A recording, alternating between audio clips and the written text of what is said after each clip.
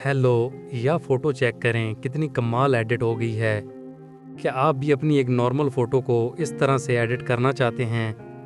मैं आपको इस वीडियो में मुकम्मल बताऊंगा किस तरह आप एक नॉर्मल फ़ोटो को इस तरह से प्रोफेशनल एडिट कर सकते हैं। आपने प्ले स्टोर से जेमिनी ऐप डाउनलोड कर लेनी है। इससे फ़ोटो किस तरह एडिट करनी है ये मैं आपको वीडियो में बताता हूँ, और फ़ोटो का प्रॉम्प्ट आपको इसी वीडियो के लास्ट में मिल जाएगा।